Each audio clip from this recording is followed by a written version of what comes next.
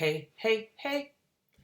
Hi guys, happy Sunday. It's Marie, and if you were in class this past Friday, March 25th, you would have known that you'd remember that I promised some YouTube videos, okay? For like eyedropper color sampling. We did that in class. Saving color swatches. We also did that in class.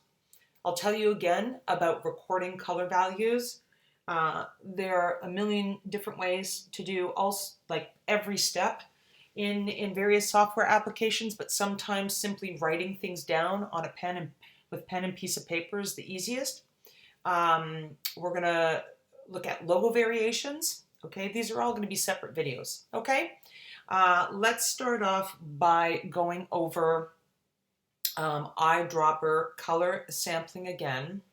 Oh, and one more thing. You're going to get a video with regards to downloading vector graphics off of vecteezy.com. Okay? Okay.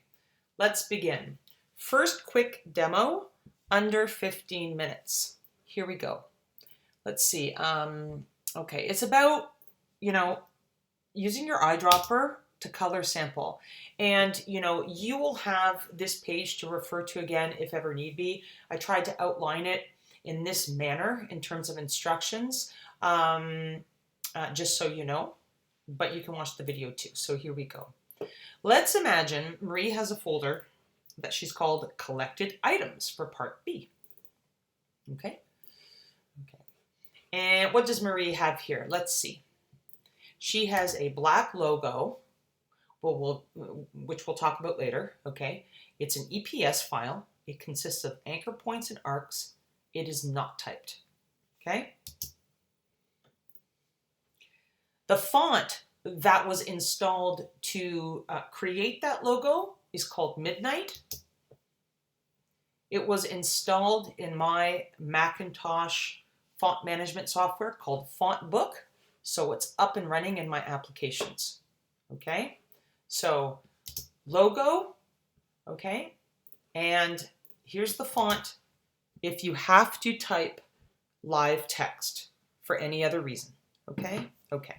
What else do I have? A bunch of photos. Here's a selection of photos that I grabbed off of unsplash.com.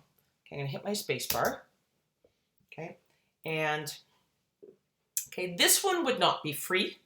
Okay. However, this shot of fabric would, this paint and texture would, these storm clouds would, these delicate flowers are free. These beautiful, what look like cherry or apple blossoms are free, as is the photograph that you saw me work with in class. Okay. But I'm going to do this a little differently today. What do I want to do? I think I want to grab colors from maybe, I don't know, some flowers. Okay. Okay. I'm going to grab some, you know what, all of them. So, you know what, let's put it this way. Let's just create an InDesign file just to start for this demo. File, new document. I'm just going to create something that's 11 by 18. Okay. I mean 17 by 11. Okay. Click OK. Quick demonstration. Oh, I want to go back to File, Document Setup. I'm going to take off facing pages. I just kind of prefer it that way. Okay, I'm going to hit my W key, okay, to just change the look of my window. And before I really get started, I'm going to go File, Save As, okay, just for safety's sake before I do all this work, and type in color swatch, color swatches saved, okay, for kicks. Save it on my desktop. Great. Let's simply go and import all those images. File, place. Let's go to that folder, collected items for Part B on my desktop, and let's get all of these photographs. If I hold down my Shift key, I can keep clicking them all. I'm going to select all 7. Open. Okay. Here's 1. I'm going to put them in a certain way. 2, I won't really use that this time. Let's go 3. Let's go 4. Oh, storm clouds. 5.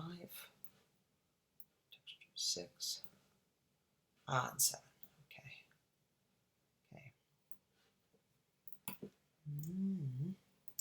I like how these two have similar colors, whether or not I use them. As a matter of fact, I won't use that today. Okay.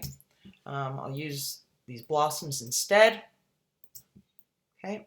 Notice how the color values, the colors, the hues used are similar. I'm doing that for fun. I'm just pairing them up for fun. These might work well together on somebody's, for somebody's company. This notion of, clouds moving and, and there's discord in this painting. There's movement here too, similar in color. Anyways, there's some themes going on here. Okay, let's just grab some colors from these two really quickly. Okay, they're not locked. Okay, and I'm going to select, I'm going to take my square, and I'm just going to hold down my shift key and draw a square. Okay, and I might give it black fill as a color. Perfect. That's one down. Let's hold down the Option and Shift key, drag it across, okay? And let's give it a white fill instead, okay? Because we know that black and white can be used in every palette for every company. It's almost a given, okay? Because what do you do if you cannot rely on printing in color? You have to rely on black and white, okay? So, and the grayscale in between. Let me just select this one and just give it a, a value of 1 for a 1-point stroke, but it came up as white, so let's change it to black. Perfect. Okay. I'm going to select both, click and drag, and actually no, just this black one for fun. Let's go Option Shift. Okay. And let's pick some colors now. You can even do it this way. You can even take Option Shift and go black, and go black, and go black. And you'll see what we do in a moment, okay? Okay. Let's get our first color using Eyedropper Tool. Make sure you have the correct Eyedropper Tool and click in these kind of lavender area.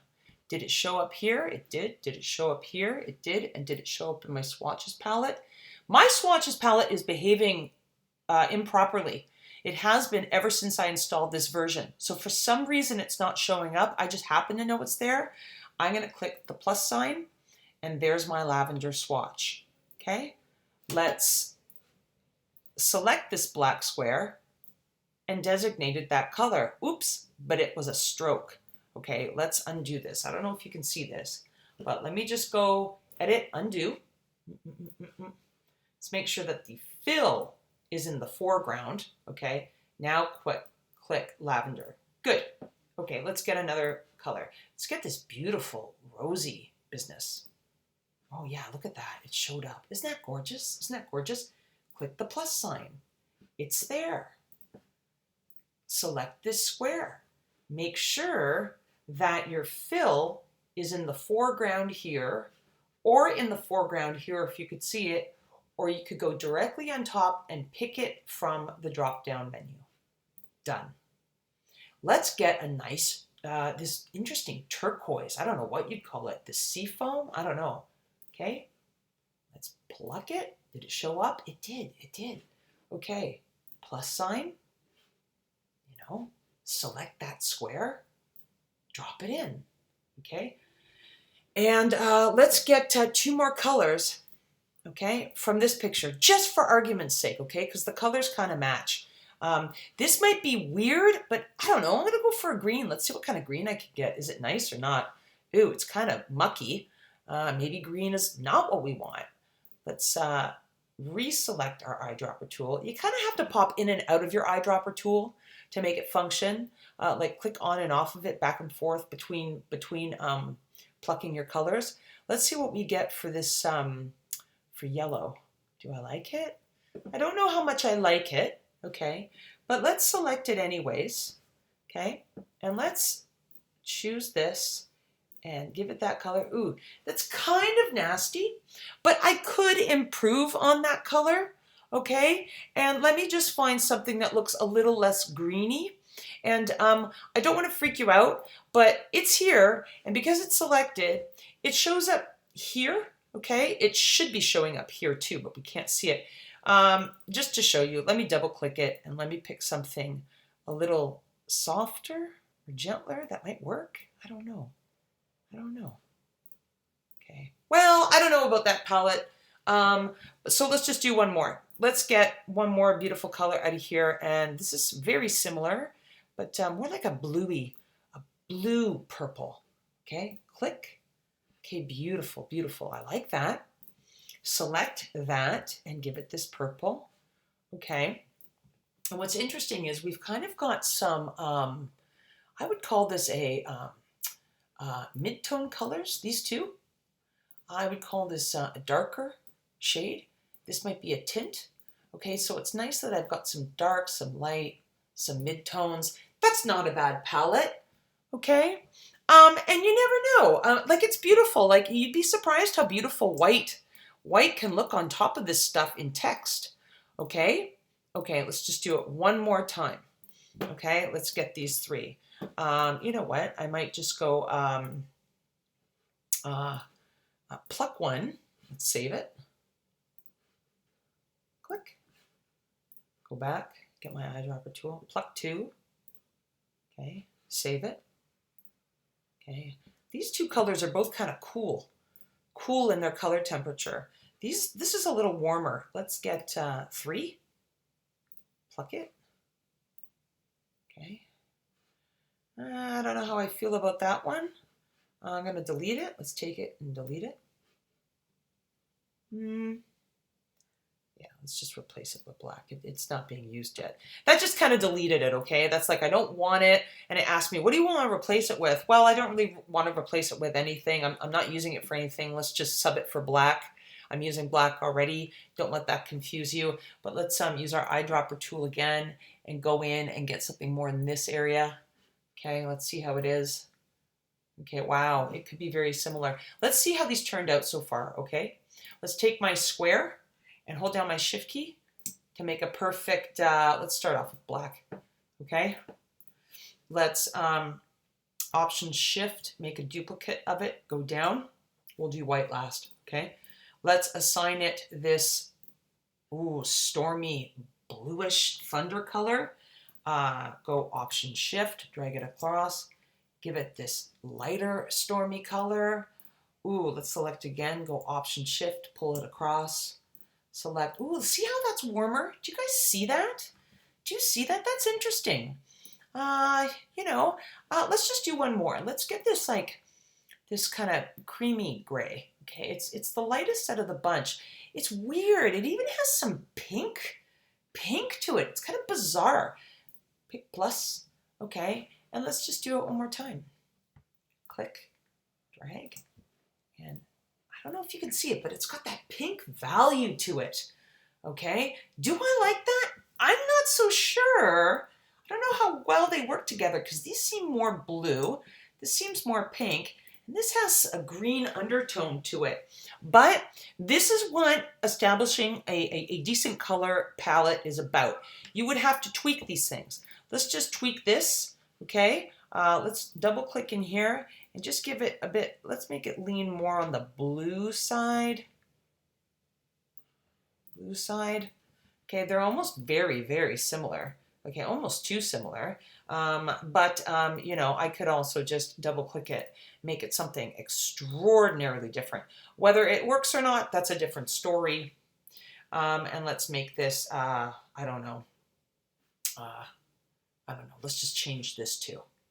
Okay, let's just change it. Let's put it more in a, God knows why. Okay, but you get the idea about how to pluck color from your pictures. Okay, who knows? For all I know, maybe this is my color palette. Just these three colors plus white. Let's go option shift. Okay, and let me just here's a cutie. Let me just hit this default fill and stroke button right here. It's tiny. It gave it a white box and a black stroke. And last but not least, let me just go object, arrange, bring to front. I just want to remind you that white text, you know, might look, hold on, I'm sorry, it doesn't have a white fill to it. Let me provide it with a white fill, okay? You know, white text might look really good on these colors. White text might look good on top of this bluish green, this dark stormy color. And who knows, black might look decent on top of this lighter stormy color. Who knows? Okay, that's video number 1. Sorry that took so long. Love you. Next one coming up. Bye.